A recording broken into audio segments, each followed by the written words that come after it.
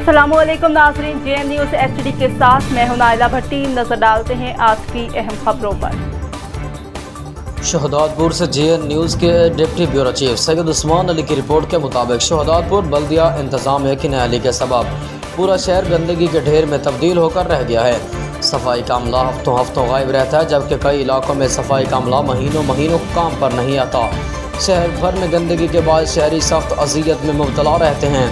शहर के कई इलाके शहरी दिफा ऑफिस, मोहम्मदीपुरा, अजीम भट्टी चौक, बुखारी मोहल्ला, नागेशाह रोड, अस्पताल रोड, जानीपुरा समेत पूरे शहर की हालत अबतर नज़र आती है। नालियों और गटरों का गंदा पानी सड़कों पर तालाब की सूरत इख्तियार कर जाता है। शहरों को कहना है कि गंदगी की वजह से जल्द सांस मोशन जैसी बीमारियां जन्म ले रही हैं, जबकि शहरों को आमदोरफ्त और कारोबार में भी शदीद दुश्वारी का सामना करना पड़ रहा है। जिस पर शहर के बादशाह हलकों की जानिब से शदीद गम और गुस्से का इजहार करते हुए कहा कि शहर में सफाई सुथराई की नाक़िस सूरत हाल ये बताती है कि शहर का कोई वालिवारिस नहीं है। जगह जगह गंदगी के ढेर, नालियों और गटरों का गंदा पानी सड़कों पर खड़ा होने से सड़कों तबाह हो चुकी हैं।